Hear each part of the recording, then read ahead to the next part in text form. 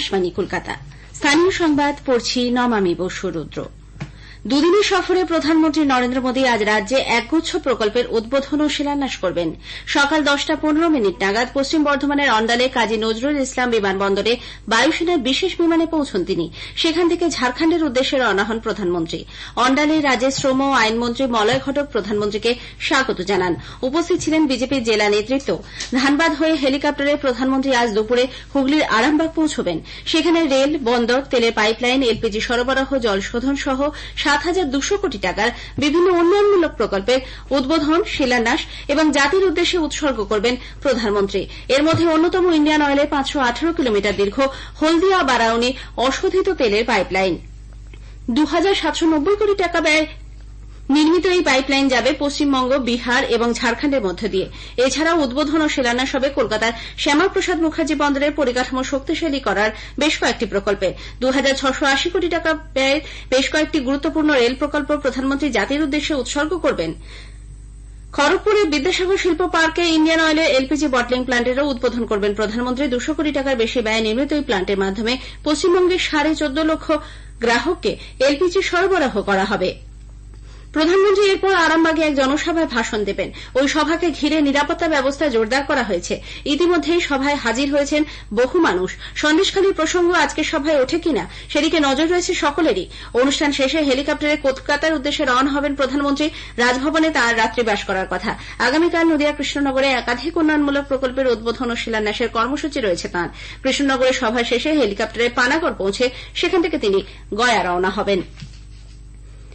নির্বাচন কমিশনের পূর্ণাঙ্গ বেঞ্চের সফরের আগেই আজ রাজ্যে এসেছে 100 কোম্পানি কেন্দ্রীয় বাহিনী। দ্বিতীয় দফায় 7ই মার্চ আরও 50 কোম্পানি বাহিনী আসবে বলে রাজ্যের মুখ্য নির্বাচনী আধিকারিকের দপ্তর সূত্রে জানা গেছে। 35টি পুলিশ জেলায় ওই বাহিনী মোতায়েন করা হচ্ছে। ভোটের সময় যেকোনো ধরনের অপ্রীতিকর পরিস্থিতি এড়াতে কলকাতা ও তার পার্শ্ববর্তী 5টি জেলায় 58 কোম্পানি মোতায়েনের সিদ্ধান্ত হয়েছে। এর মধ্যে সবচেয়ে বেশি বাহিনী থাকবে উত্তর 24 পরগনায়। টহলদারির পাশাপাশি আইন শৃঙ্খলা পরিস্থিতির ওপরেও নজর রাখবে তারা। মানুষের আস্থা অর্জনে তার সহায়ক হবে বলে আশা করছে কমিশন। আগামী রবিবার রাজ্যে আসছে কমিশনের পূর্ণাঙ্গ বেঞ্চ। এদিকে বাহিনী থাকার জন্য বিভিন্ন স্কুলকে ব্যবহার করা হচ্ছে। ইতিমধ্যে কলকাতার বেতুন স্কুলে ছুটির নোটিশ দেওয়া হয়েছে। তবে অনলাইনে স্কুল চালানোর উদ্যোগ নেওয়া হচ্ছে বলে জানিয়েছেন বেতুন কলেজের প্রধান শিক্ষিকা। আরও কয়েকটি স্কুলের পঠন পাঠনও বন্ধ রাখা হচ্ছে বলে খবর। এর বিরুদ্ধে সরব হয়েছে শিক্ষক মহলের একাংশ। শিক্ষানুরাগী ঐক্য মঞ্চের সাধারণ সম্পাদক কিঙ্কর অধিকারী বলেন, ইতিমধ্যে মাধ্যমিক ও উচ্চ মাধ্যমিক পরীক্ষা সহ নানা কার্যক্রমে পড়াশোনা ব্যাহত হয়েছে। এখন স্কুল বন্ধ রাখলে সিলেবাস শেষ করা অসম্ভব হয়ে পড়বে। এ ব্যাপারে নির্বাচন কমিশন ও রাজ্য প্রশাসনের হস্তক্ষেপও দাবি করেছেন তারা। জনসাধারণকে তাদের লোকসভা কেন্দ্রের বিশদ তথ্য এবং সেই এলাকায় চালু থাকা বিভিন্ন কেন্দ্রীয় সরকারি প্রকল্প উন্নয়ন সম্পর্কে অবহিত করতে আকাশবাণী কলকাতার সংবাদ বিভাগ শুরু করেছে বিশেষ অনুষ্ঠান ভারত বিকাশ ডায়েরি। প্রতিদিন রাত 8:50 গীতাঞ্জলি প্রচার তরঙ্গে শুনুন 10 মিনিটের এই অনুষ্ঠান।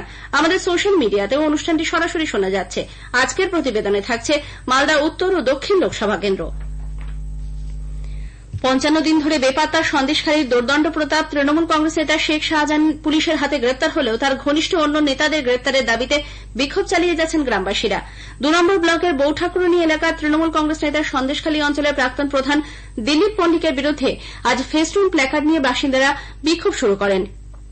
জোর করে জমি দখল এবং জব কার্ডের টাকা কেড়ে নেওয়া হয়েছে বলে তাদের দাবি। বিশাল পুলিশ বাহিনী এসে পরিস্থিতি সামাল দেয়। পাশাপাশি প্রশাসনের তরফে জবরদখল হওয়া জমি ফিরিয়ে দেওয়ার প্রক্রিয়া আজও জারি আছে। এদিকে শেখ শাহজাহানকে আজ ফের জিজ্ঞাসাবাদ করা হচ্ছে। সন্দেশখালীর অশান্তিতে উস্কানি দেওয়ার অভিযোগে আইএসএফ এর আরও এক নেত্রীকে পুলিশ গ্রেপ্তার করেছে। গত বুধবারই জামিনে মুক্তি পান আইএসএফ নেত্রী আয়েশা বিবি।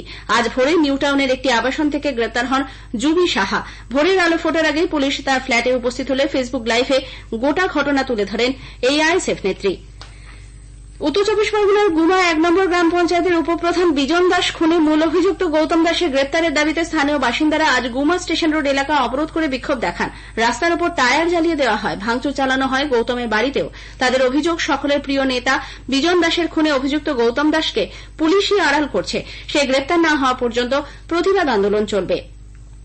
এদিকে ওই ঘটনায় ধৃত পলাশ শর্মার বাড়ির কাঠের ভুসির মধ্যে থেকে আজ সকালে একটি আগ্নেয়াস্ত্র উদ্ধার হয়। এরপরই স্থানীয় বাসিন্দারা ক্ষোভে ফেটে পড়েন।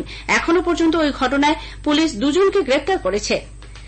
কলকাতা তালতলার লি মেমোরিয়াল গার্লস স্কুলের ওপরের অংশের হস্টেল ও ক্লাসে আজ বেলার দিকে আগুন লাগে। দমকলে 3টি ইঞ্জিন ঘটনাস্থলে গিয়ে পরিস্থিতি নিয়ন্ত্রণে আনে। পড়ুয়াদের নিরাপদে বের করে নিয়ে আসা সম্ভব হয়েছে। কেউ হতাহত না হলেও পুড়ে ছাই হয়ে গেছে বই খাতা, আসবাবপত্র। স্থানীয় সংবাদ শেষ হলো।